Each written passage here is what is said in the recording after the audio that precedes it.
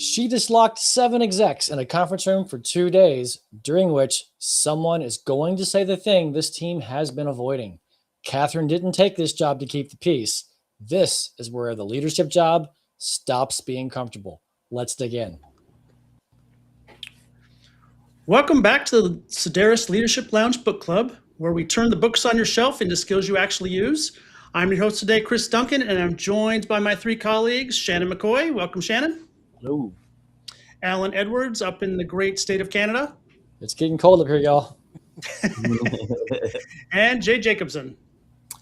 Now, last week we watched Catherine just watch. This week, the watching's over. She takes his team off-site and starts forcing the conversation they have all been avoiding. The book is The Five Dysfunctions of a Team, and part 2 is where the cracks in decision tech's organization finally get forced into the open. It's a Silicon Valley company with real talent, real funding, everything except a team that actually functions. And the author here, Lencioni, his whole argument here is that teamwork is the last real competitive advantage because it's the hardest thing to fake and the easiest thing to skip. Part 2 is where that gap stops being quiet. So consider one question. What's that conversation your team keeps avoiding? You know, that one that everyone can feel that needs to happen, but nobody actually addresses out loud. Indeed, indeed. And if you want to hear our take on part 1 of 5 Dysfunctions of a Team, or you want to hear about our last book, which was Crucial Conversations, every past episode is waiting for you at sedaris.com/book club. That's Sedaris, CDAERIS.com/book club. Before Jay gets us started in today's conversation, if you have questions, a thought, or just want to say hi, drop it in the chat. While you're down in the chat, hit the like and subscribe button so you don't miss next week's episode.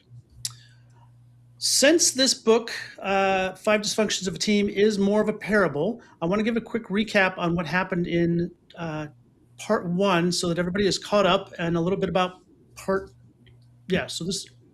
everybody gets caught up. It's a story, so you got to know what's happened in the story. So previously, in part 1, Decision Tech is the company we're talking about. Decision Tech has just hired a 57-year-old plant manager to take over the startup. That plant manager watched for everyone for 2 weeks and then dragged them all into an offsite meeting in Napa. That new person, a CEO, Catherine, opens the offsite with a gut punch. More money, more talent, better board than the competition, and they're still losing. Then the line that makes everyone's skin crawl in the meeting: not everyone will survive the changes that Catherine's got in mind. Dun, dun, dun. Dun, dun, dun. That's exactly right. But there is a drama in the room. Martin, he opens up his laptop mid-session and gets called out on it in front of everyone and receives a professional slapdown from Catherine. Mickey, the marketing exec, eye rolls while one of her colleagues is talking, and Catherine stops the room and the meeting to point it out. But Catherine also gets called out in front of the group for saying they and not we. So, as a response to the day's drama, Catherine draws a pyramid on the whiteboard which reads: no trust, no conflict, no commitment, no accountability, and no results. The tension in the room is thick. As Ted Lasso would say, it feels like a church pew during the part of the sermon where the preacher starts naming names. But the tension isn't necessarily the problem. Healthy teams experience tension too. The real test is what people do with the tension when it arrives. Do they speak honestly and stay engaged, or do they go quiet, form alliances, and begin protecting themselves? Those behaviors usually appear long before the team's results begin to suffer. So Jay, I want you to kick us off. What are the earliest warning signs you notice when a team is beginning to protect themselves instead of trust each other? Well, for me, the early warning sign is when people start managing risk instead of contributing honestly. They stop saying what they really think, they hide mistakes, they avoid asking for help, and the real conversations move outside of the meetings. This tells me that the culture has taught them something: protect yourself first. And when that becomes normal, trust begins to disappear. And that's what we're seeing happen right here on this offsite.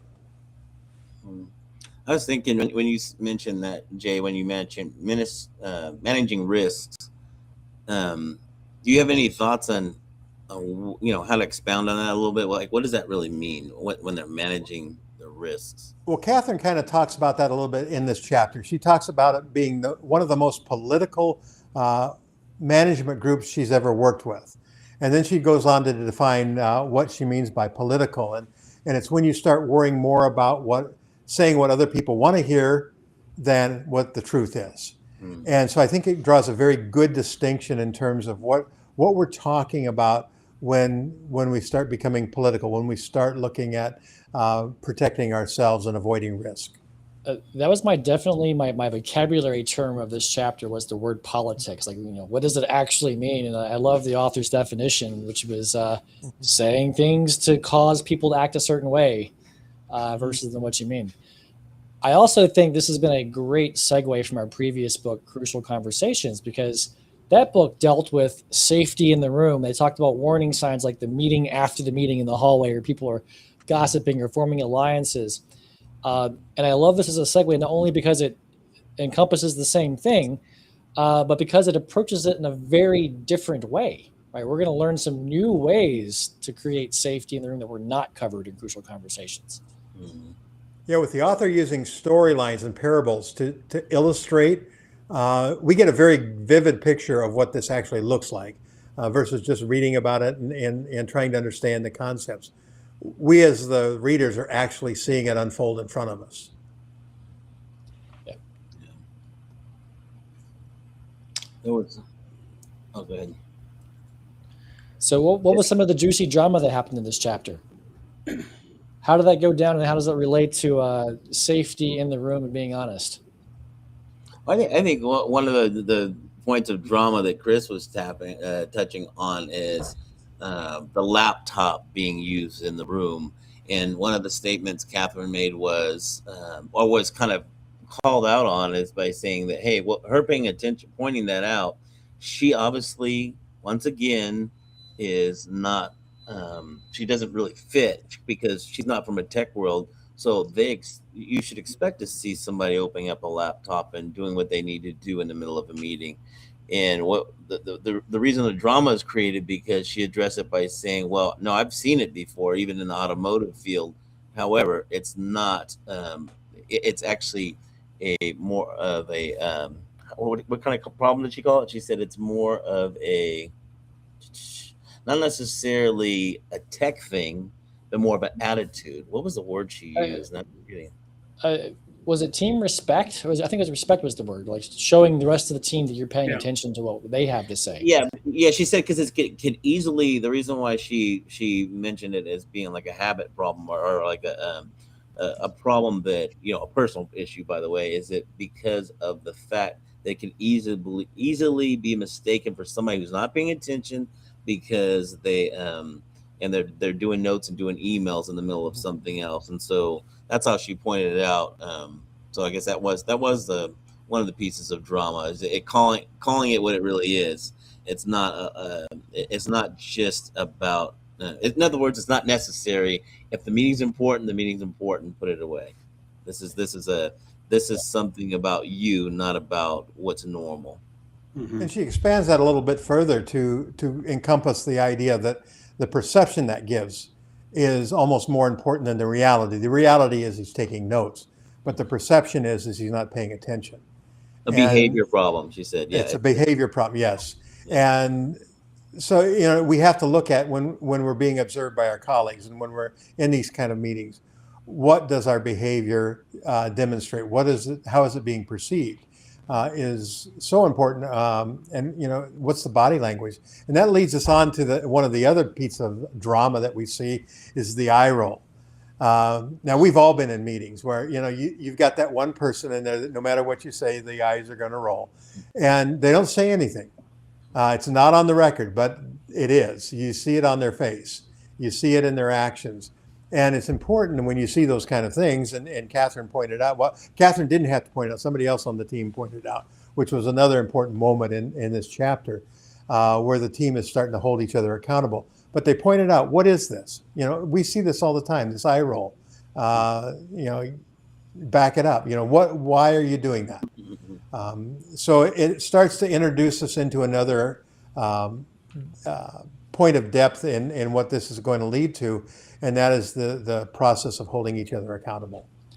Do you guys think that she knows she eye rolls, or is she doing it out of habit, passive aggressiveness? What's the eye roll about? It's interesting because the author, it's interesting because the author Lencioni, as it's being narrated, the narration was as if we're all stupid enough that we don't notice this. So everybody obviously notices this, but she's acting like it has no impact on the team. So that's a good question. I think what's starting to happen here is she is modeling. Catherine, the CEO, is modeling good behavior. Starting off trying to create healthy conflict, right? By actually calling out. I'm so bad with these names. Calling out the guy typing on his keyboard and doing it in a respectful way, like, "Hey, keyboard down." It was like, "Hey, could you do this? I'm sure you're paying attention, and I understand you're taking your notes." And in fact, she even lets it slide for a time, but she's starting the concept of calling things out, and then eye rolling, almost a little harder to talk about, right? And she's able to bring that up next, and it really opens up the room, and everybody starts to feel a little safer and start saying more things. And I think Catherine started that with the domino effect. Yeah, you provide safety in a meeting when you hold people accountable for their actions, for their words, and do it in a respectful way. And we've also been modeled a little bit of what it looks like to be disrespectful in this chapter, but more importantly, what it really looks like when we do it right. How do we call people out? How do we do that in a positive way? So we have conflict that is productive instead of degrading. Now, somebody remind me how it went down. There was an incident with Mikey and Catherine at the pool after day one. How did that go down? Because now we're not in a meeting and we're having a conflict to deal with. Yeah, Mikey was sharing with Catherine how she felt so outside of the group and how she felt almost attacked. And Catherine was reassuring her that she would feel better tomorrow after she had time to process everything that had happened and think about it. And Mikey's reaction was, "No, I'm not going to say anything tomorrow." And as we learned in our previous book, that's a form of violence and retreat when it comes to dialogue. And so by withholding all that and just saying, basically shutting down, you're not allowing anyone else to have the benefit of your knowledge, your input. And so we'll have to look and wait and see how that shakes out the following day, which is part of this chapter as well. To address one of our viewers' comments about the clicking on the keyboard, I put that on the screen now, and how you address it, we could probably repeat for the audience how Catherine addresses it, because it was really well done, showing the positives of not taking those notes. Would somebody care to explain? Yeah, well, to me, what I recall as one of the first things is just sharing the perception that may be that may be brought out. The perception that folks may have, and therefore it does have impact on the meeting. So let's just let's agree on that first. That some people may see it differently than what your intent is. Is that kind of like the state process from our Crucial Conversations? You repeat the facts, then show the story you could draw in between? Yeah, exactly. Because this is what we know that happened, and go from there, right? So yeah, that is a good example of that. This is something great mentors do all the time. They don't just point out the problem, but they tell the story as to why. Why is this a problem?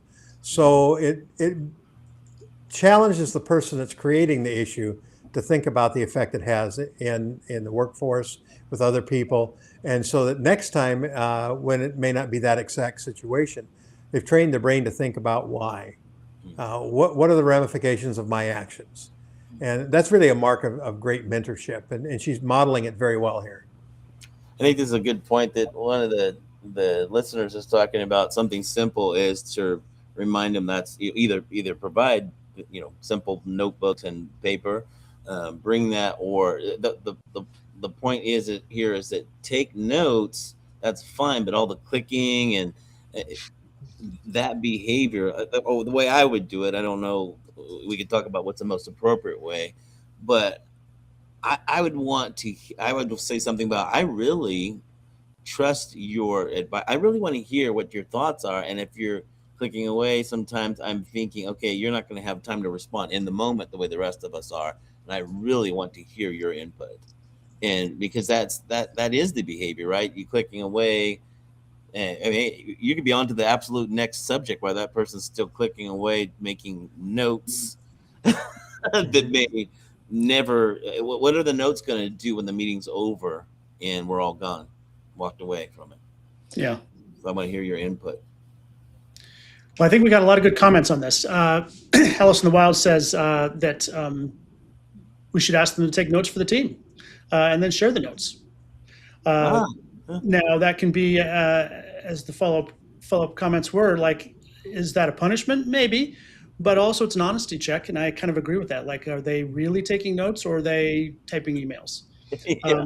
But I don't think Catherine would agree with that use of it as punishment or an honesty check. But it's in real life that is not a bad solution, I would say. Like, take notes, share it with the team. At least somebody's taking notes. What's funny is, accuse them of being a spy for another company. That's wrong. Okay, one at a time. This Go is ahead, a tech Shannon. company. They should have AI taking their notes. I mean, was about really. to say this is the new golden era, right? You don't even need that anymore. No. Yeah. Notes. Yeah, everything is shared with Amazon and then shared with everybody else. Right. All right, eye rolling. How do we address eye rolling? Eye rolling happens a lot. What do we do when somebody is giving off those nonverbal, passive aggressive, I don't trust you, eye roll, I don't want to hear what you have to say? So Alan brought up a good. Oh, go ahead, Alan. I was going to say, first off, I would not assume any of those things, Chris, you just said as how I would respond, right? I would actively think those things. I was like, nope, you know what's happening is this person is actually communicating to me that something's not well, something's not right. And so I'm going to take that the same as a verbal cue. Yep. And say, hey, I see you rolling your eyes. Something's not sitting right. What is it? Let's discuss it and figure it out. Yeah. And that's one of the things, Alan, you mentioned about crucial conversations and how this really fits in is, again, just naming the actual, what happened, not saying, hey, I believe you're doing this because, no, I noticed your eyes rolling back, which is, and I want to know what that's all about, right? There's no, I think that takes away a lot of potential drama. Just addressing what actually happened and then let them tell their story behind it. Sam Sands on LinkedIn mentions as per my last email, and I am so guilty of that. And I don't do it as an attack. Yeah. I do it as a defense, which assumes an attack, right? So I've had to practice that one as well. Or assume good intent in everything. Eye rolls. As for my last emails, apparently I'm not the only one who likes to prove a history. Yeah, I'm bucketing all of these things into I think in my mind they're passive aggressive. They're not really saying what you should say. They're going around the block to get there. But I realize also that's the kind of the polite way to do it. But it's also culturally, I think we're shifting to a more direct time where you should be saying what you mean, saying what you want, and not going around the block to get it. Yeah. Well, send a message, but you don't have to send an arrow and flaming arrows, right? Just Well, keep in mind, this book has a very specific setting. It is a leadership team of a corporation. And there, I don't think that trend should have changed a whole lot. We always need direct feedback, unpopular opinions, fearless feedback in those rooms. Yeah. Well, that's one of the things that Jay mentioned at first when Chris asked him, what are some of the signs that when you notice the team's beginning to protect itself instead of trusting one another. And he mentioned one of the things is that the real conversation moves outside the meeting. And so I thought that was a great point because it's that real conversation, that real question. and maybe even the eye rolling in a sense happens after the meeting a lot of times. Well, hey, bring that back into meetings so that we could actually have some resolve. How are we going to address these issues if they're not brought up as behaviors that we could change? Or do we just want to keep those secret? What would be the point of keeping those secret when it could actually improve the organization? Yeah. And then Catherine also introduced another concept into this chapter that I think is very important. And she starts talking about being vulnerable and building teams through that type of vulnerability and understanding each other as human beings and understanding our stories that are outside of how most people know us within that setting. And it's a very good lesson in how you build teams that trust. Because when you can be that vulnerable with people in that environment, they begin to understand that, if you're going to open up, I can open up too. If we can have these kind of hard conversations, then anything can be laid out on the table. We can discuss it. We can create a safe zone, so to speak, and begin to understand each other and where we come from. Because we all have our own stories. We have the background that we run all the information through. And as an executive team, if we understand those backstories of the people we're working with, we understand a lot better where they're coming from when they make some of the decisions or the suggestions they make, and a better way to approach them. I agree completely, and I think we should, for emphasis, because this is going to build the foundation of the rest of this book that we're going to cover. We should rehash what are the 5 dysfunctions of a team, because they're mentioned for the first time in this part, and she starts digging in on the first dysfunction. I'll go for it. Good. Alan, will you tell us what the first dysfunction is? Yeah. So we also, before to interrupt you again, we we also have to really quickly cover that Catherine got called out. So after this, we need to go back and circle back to Catherine, because I think that's an important point at the end of the meeting as to how everybody starts behaving. So I love it. The first dysfunction that is introduced in chapter 2, Alan, please. So she draws a pyramid, with the base of the pyramid being an absence of trust. And then from there it builds to fear of conflict, which leads to a lack of commitment, which causes an avoidance of accountability, which then leads to an inattention to results. So she's trying to show the team, as she states in the beginning of the meeting, we have everything but results.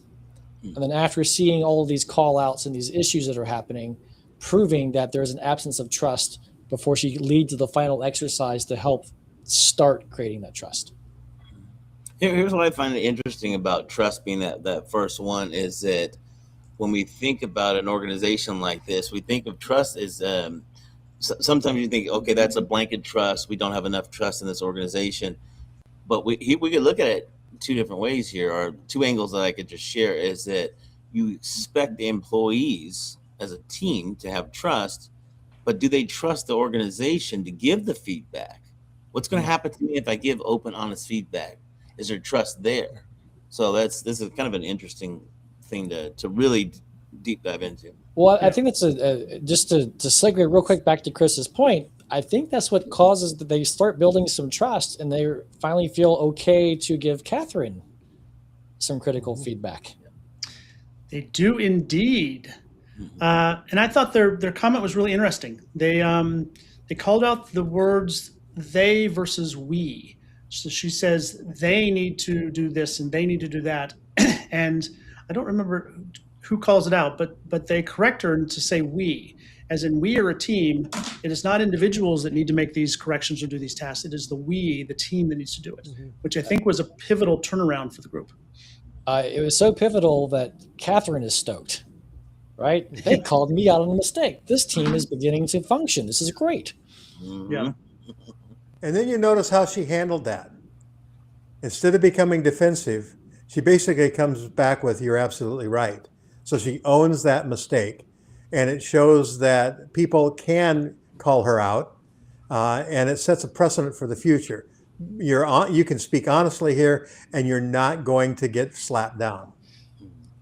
I'm going back to the big H on that one, the humility Humility, because that's the only way it works, right? Is if you're humble enough to, in the sense, like take your own medicine as a leader, right? If you're not and you're defensive, it's gonna have some stalls here and try to make this kind of. I'm going to make one personal statement because I know we're getting short on time. But when I teach trust and in a business setting, I've actually stopped calling it trust and I've started calling it professional trust, because knowing people will get you so far and it is absolutely helpful. But what I call professional trust is, can I trust you with a mistake? Right? Not, are you going to do what you say you're going to do? Do you tell lies? But literally, if you make a mistake, can I trust that you're going to handle that with the same integrity that I would? And that's how I get professional trust. Yeah. I like that definition. Okay. Wow. Well, a lot happened in part 2. Lots of drama, lots of feelings, lots of beginnings of trust, but also the breakups of some trust, I think. Chapter 3 is going to be interesting. We're going to see what continues to happen. So now, panel, the part of our segment where I ask, what happens next?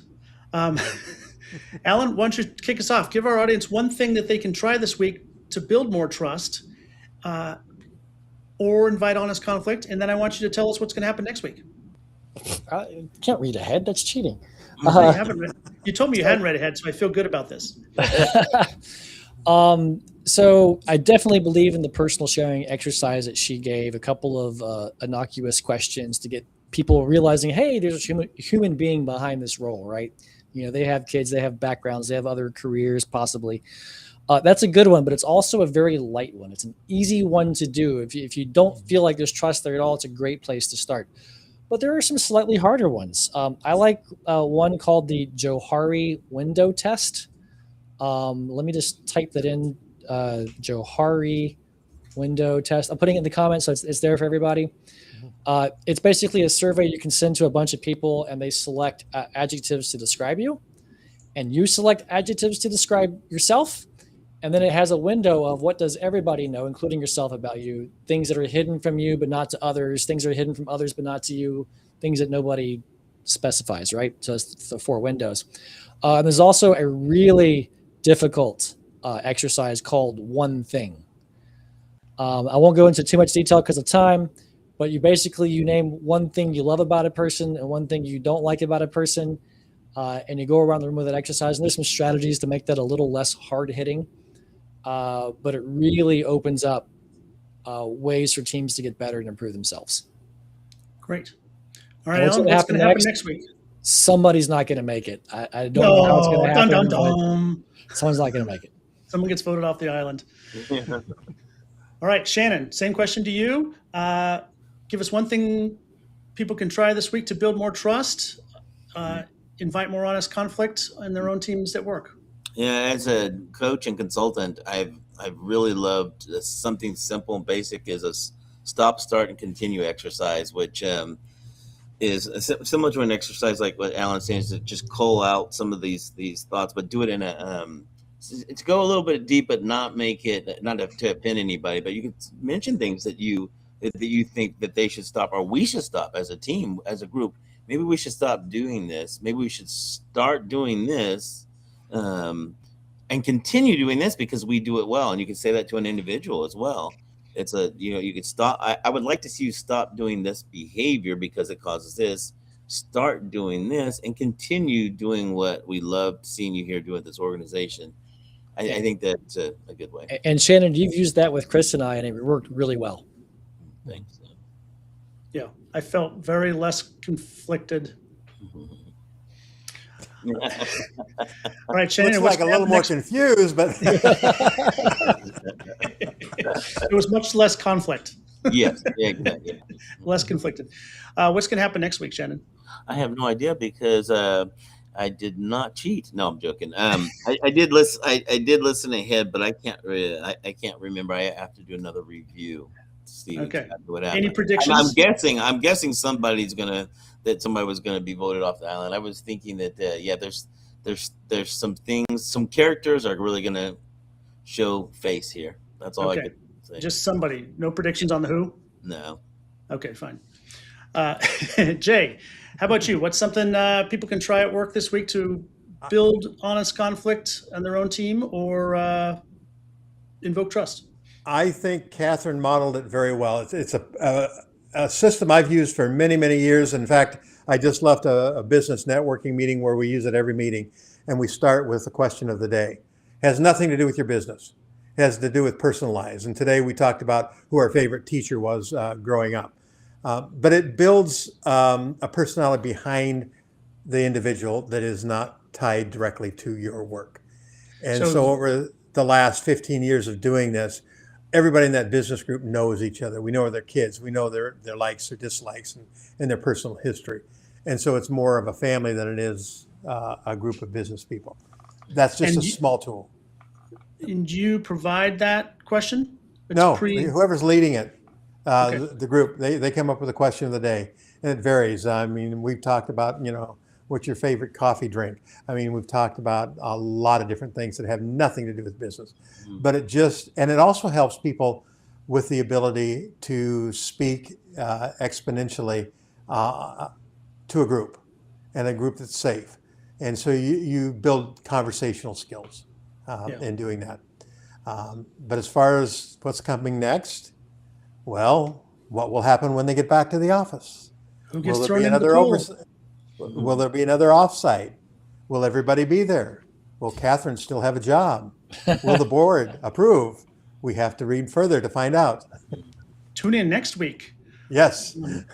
Yes, on Days at Decision Tech. Yes.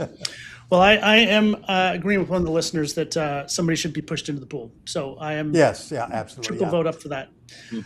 That's my prediction. Someone gets finally pushed into the pool. All right. Well, that was part 2.